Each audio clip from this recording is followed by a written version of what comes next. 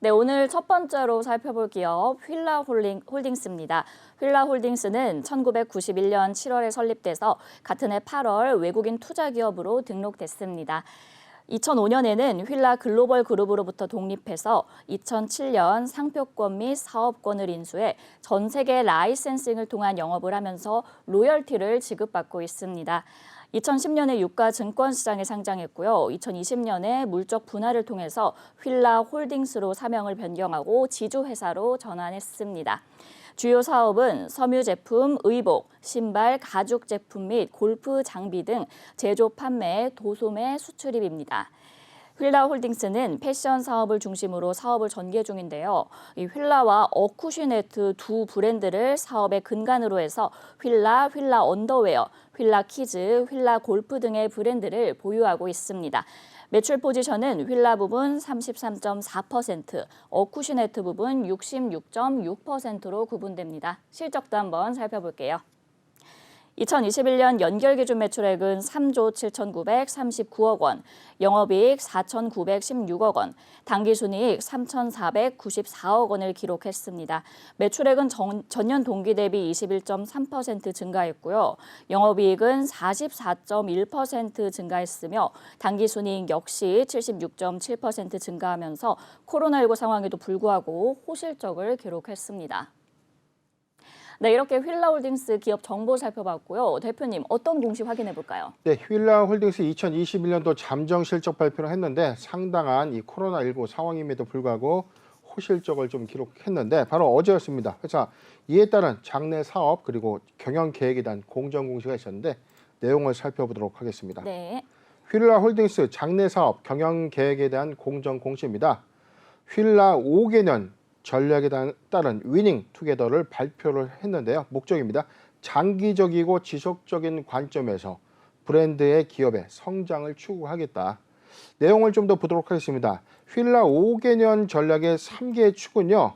브랜드 가치를 재정립하고 고객 경험 중심의 비즈니스 모델을 구축하겠다. 그리고 지속 가능한 성장을 이룩하겠다는 겁니다. 네. 크게 세 가지 부분인데 내용을 좀 더 보면 글로벌 관점에서 휠라 브랜드의 정체성을 다시 재정립하고 통합된 상품과 마케팅을 통한 일관된 브랜드 메시지를 전달하겠다. 그리고 두 번째입니다. 옴니채널 전략을 기반으로 한 DTC 그리고 소비자 직접 판매 경험. 이게 뭐냐면 옴니채널이라는 건 사실상 우리가 많은 부분에 따른 이커머스의 어떤 용어인데요. 네. 지금 오프라인 매장을 기점으로 해서 오프라인 매장과 온라인 이 몰의 결합 채널을 옴니 채널이라고 합니다. 그렇기 때문에 과거에는 우리가 온라인에서 사실 주문해서 옷을 그쵸. 주문했는데 뭐 색상이 좀 차이가 좀 있거나 사이즈가 맞지 않거나 좀 여러모로 좀 불편했기 때문에 맞아요. 이런 단점들이 옴니 채널이 좀 뭐냐면 내가 고른 브랜드가 직접 오프라인 배송이 와서 관련돼서 뭐 사이즈를 두세 개 가져가고 그 중에서 확정이 되면 좀 결제도 하고 뭐 그렇게 좀 이렇게 이 고도화가 좀 된 경우들이 좀 있거든요. 그렇기 때문에 회사는 지금 옴니채널 전략을 기반으로 한 이 고객과 직접 소통, 오프라인과 온라인의 어떤 결합 채널을 통해서 비즈니스 모델을 좀 구축하겠다. 이에 따라서 디지털 전환을 하겠다는 겁니다. 네. 지속 가능한 성장 부분에 대해서 연구 개발을 통해 다양한 스포츠 분야에서의 미래 성장 동력을 좀 발굴할 것이고요. 책임 있는 사회 구성원으로서 ESG 경영을 강화하겠다라고 좀 밝혔습니다. 이에 따라서 회사는 독립적인 어떤 재무적 목표에 대해서 매출 6억 5천만 달러 이상 그리고 매출 총이익 39%에서 40%를 기록하고 영업이익률을 11%에서 12%까지 증가시키겠다는 겁니다. 그래서 지금 온라인 리테일 매출 비중을 5%에서 2026년도까지는 한 4배에 가까운 20% 이상으로 확장을 하겠다라고 좀 밝혔고 네. 온 오프라인 리테일 채널 매출 비중을 60%에서 2026년도까지 80%로 확장을 하겠다. 연간 최근 이제 향후 5년간 1조 원을 이상을 투자해서 이 투자 비중에 주주 환원 정책 55%로 좀 배정을 하겠다는 겁니다. 네네. 그런데 지금 이게 55%라는 건 사실상 내용이 좀 더 있네요. 2022년부터 2026년까지 환산된 주주 환원의 최대 6천억 원을 기점으로 오. 1조 원의 어떤 영업이익률이 있다면 이에 대해서 뭐 주주 환원 최대 50%를 좀 목적으로 한다. 네. 그러니까 좀 100억을 벌면 50억 이상은 배당을 하겠다는 거죠. 엄청 큰 자, 그렇게 금액이네요. 배당 성향 관점에서 굉장히 크다고 볼 수가 있는 상황입니다. 그렇기 네. 때문에 주주 환원의 기간은요, 2022년도부터 2026년 후반으로 갈수록 단계적인 배당 성향을 가져가겠다. 5년에 걸쳐서 1조 원의 투자금을 들여서 외형 캐파가 커지는 시점에 따른 어떤 변동폭, 이 부분을 배당 성향의 어떤 상승 부분까지 좀 반영해 나간다면 네네. 충분히 뭐 투자자 관점에서 좀 메리트가 있는 부분인데, 자, 이에 대해서 두 번째 공시가 또 있었어요. 자, 세부적인 주주 환원 정책에 관련된 수시 공시 의무 관련된 이 공정 공시가 있었는데 내용 좀 더 네. 보도록 하겠습니다. 회사는 주주 가치 제고를 위해서 그리고 지속 가능한 경영을 추구하기 위해서 주주 환원 정책을 수립했다. 향후 5년간 2022년도부터 2026년도까지 지배주주 순이익 대비 주주 환원 최대 50%를 목표로, 확정된 것은 아니지만 50%의 배당 성향을 목표로 주주 환원 정책을 펼치겠다는 겁니다. 네.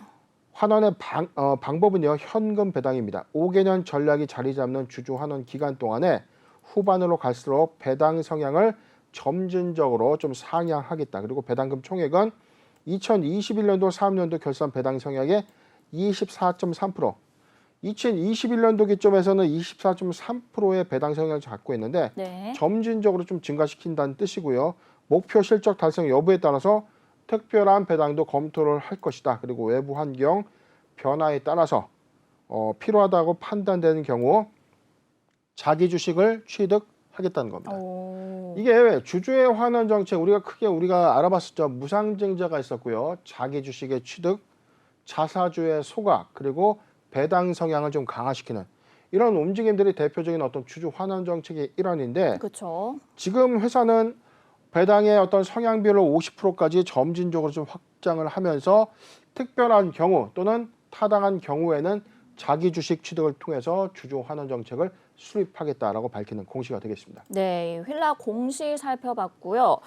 이 휠라가 글로벌 그룹 차원에서 이 구체적인 청사진을 제시한 거는 이번이 처음인데 이런 중장기 목표 설정의 배경에는 혹시 뭐 특별한 이유가 있을까요? 네, 지금 뭐 수시 공시 의무 관련 사항에서도 우리가 봤지만 회사는 지금 사실상 브랜드가 좀 정체됐다는 어떤 네. 느낌이 있어요.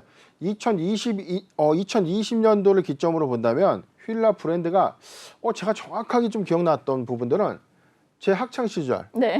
제가 한 고등학교 때로 좀 기억을 했는데 네. 그때 소위 뭐 일진 패션이 휠라 브랜드였어요. 일진 패션. 네. 그런데 이게 이후에 어떤 브랜드의 어떤 가치가 좀 조금 상당하게 좀 외면받는 브랜드로 그쵸, 좀 이렇게 맞아요. 좀 전락이 좀 됐다가 2020년도를 좀 기점으로 본다면 휠라 브랜드가 다시 부활에 좀 성공하면서 맞아요. 성장을 좀 기반으로 성장을 좀 이뤄냈거든요. 그런데 우리가 잘못 알고 있습니다. 휠라 홀딩스 하면은 우리가 대표적인 휠라의 스포츠 브랜드만 생각을 하는데 네네. 사실 이 회사는 종속 회사를 통한 골프 브랜드 타이틀리스트를 보유하고 있는 회사죠. 어쿠시네트라는 이 법인을 보유하고 있는데 네네. 사실상 이 국내 전 세계 글로벌 1위의 이 골프 브랜드, 좀 점유율 1위죠. 타이틀리스트를 이제 보유하고 있기 때문에 사실상 이 관점에서 성장을 좀 이뤄냈는데 최근에 사실 이 브랜드의 어떤 확장세가 잠시 조금 주춤한 어떤 흐름들 안에서 네. 지금 휠라 브랜드의 어떤 브랜드 가치를 다시 재정립하고 1조 원의 어떤 투자를 통해서 제2의 도약을 진행하겠다라는 이 배경으로 풀이가 되는 상황입니다. 네, 대표님, 저희가 조금 전에 5개년 청사진에서 살펴보면은 배당 성향을 향후 50%까지 확대하겠다 이렇게 말씀을 해주셨잖아요. 근데 이게 목표긴 하지만 배당 성향을 높게 설정을 했다는 거는 회사가 그만큼 또 내가 자신감이 있다 이렇게 생각을 해도 그렇죠. 괜찮을까요? 일단 주주 입장에서는 굉장히 좋은 소식이 맞죠. 그렇죠, 반가운 소식이죠. 많은 자금, 그러니까 제가 이 부분에 대한 배당 성향 관점인데 가령 A법인이 100억 원에 단기 순이익을 냈습니다. 10억을 배당을 하면 배당 성향은 10%, 20억을 하면 20%, 50억을 하면 50%. 전체 단기 순이익 대비 배당금의 전체 집행 금액에 대한 비율이 배당 성향이라고 좀 불립니다. 네네. 이에 따라서 배당금이 실제 배분되는 관점에서 배당 기준일 종가 기준의 프로테이지는 시가 배당률이라는 어떤 표현을 좀 쓰는데 배당 성향이 그만큼 높다는 것은 회사의 어떤 점진적인 이익률이 증가되면 증가될수록 주주들이 가져가는 일종의 보너스가 늘어나는 셈이 되는 그쵸. 거죠. 그렇기 때문에 휠라홀딩스는 안정적인 어떤 사업 성장을 기반으로 해서 순이익의 확장세를 조금 더 가져가고 이에 대해서 주주의 어떤 환원 정책을 좀 크게 증가시킨다는 관점에서는 아주 좋은 내용이 아닐 수가 없습니다. 왜냐하면 우리가 성장주라는 관점에서는 사업의 성장, 산업의 성장에 따라서 주기적인 어떤 회사의 외형 확장이 좀 되는데 네. 사실 이 의류, 피복 관련된 이 브랜드는 소비주 그리고 경기에 민감할 수밖에 없죠. 그쵸. 자, 그렇게 되면 실적이 보장될 수밖에 없고 실적이 계속해서 점진적으로 성장한다는 보장성은 없다는 겁니다. 그렇기 때문에 투자의 포인트 관점에서는 회사가 꾸준한 순이익을 창출해내고 안정적인 캐시카우를 기반으로 해서 점진적인 성장을 이뤄낸다고 하더라도 배당 성향이 높으면 높을수록 투자 가치가 크게 증가될 수 있는 요인이기 때문에 휠라홀딩스는 이런 관점에서는 회사의 성장을 확고히 재정립하고 이에 따라서 이 배당 성향을 좀 증가시킴으로써 오히려 투자자의 관심과 이목을 충분히 끌기 괜찮지 않나 판단해 봅니다. 네, 대표님 그리고 일단 주주들이 대표님 말씀하신 것처럼 이 청사진 목표 발표에 또 굉장히 환호를 하는 모습인데 오늘 5% 상승률 보여줬거든요. 그러면 아까 대표님께서 말씀하셨던 그 자회사인 아쿠시네트에 대해서 혹시 좀 간략하게 좀 짚어주시고 그리고 이 미래 청사진이 좀 부진한 주가를 올릴 수 있을지도 한번 살펴봐 주세요. 네, 일단 뭐 실적 간단히 좀 볼 텐데요. 휠라홀딩스 연결 재무제표 기준의 실적은요. 매출액의 경우에 21.3%가 증가했고 영업이익은 44.1%가 증가했고 당기순이익은 76.7%가 좀 증가됐기 때문에 오히려 순익 관점에서 크게 좀 증가함을 우리가 알 수 있는데 사실상 이게 좀 개별 재무제표의 실적 기준에는 좀 없지만 네. 지금 이 휠라 USA를 기점으로 하는 어떤 이 개별 실적에서 오히려 조금 반대되는 내용들이 하나 있었습니다. 지금 골프용품 자회사 아쿠시네트가 2021년도 4분기에는 적자로 좀 전환이 됐다는 거죠. 오. 자, 그렇기 때문에 로열티의 수익도 다소 좀 급감을 했고 이에 따라서 최근 증권가는 이 목표 주가 48,000원에서 43,000원으로 소폭 하향 조정을 좀 했어요. 물론 투자 의견은 매수 의견을 좀 제시했지만 네. 그만큼 회사의 어떤 이 시장 전망치 컨센서스가 좀 크게 하회했던 어떤 흐름 때문에 휠라홀딩스의 경우에는 지금 사실상 이 주력 사업의 어떤 휠라 이 스포츠 브랜드의 어떤 성장을 이뤄냈지만 오히려 사실 아쿠시네트의 어떤 성장을 같이 이뤄냈다면 올해 오히려 좀 긍정적인 어떤 성장을 기대해봐도 괜찮았는데 그러네요. 근데 저는 오히려 이 부분이 매수의 기회로 봐도 괜찮지 않나 싶어요. 왜냐하면 이 부동의 1위 최근에 뭐 고가 브랜드인 뭐 피땡땡 네. 그다음에 뭐 S땡땡 이런 골프 브랜드들이 너무 많아지면서 그렇죠. 사실상 아쿠시네트의 어떤 매출 감소 요인이 좀 있지만 코로나19가 좀 완화되는 시점에 유통 소비 촉진이 좀 더 활발해지는 시점이라면 오히려 추가적인 어떤 실적은 가져갈 수 있는 부분들이 좀 충분하다라고 좀 보기 때문에 휠라홀딩스는 오히려 실적적인 관점에서도 우리가 좀 더 지켜봐도 괜찮지 않을까 판단해 봅니다. 네, 그러면은 끝으로 휠라홀딩스의 전망과 또 대응 전략도 한번 부탁드릴게요.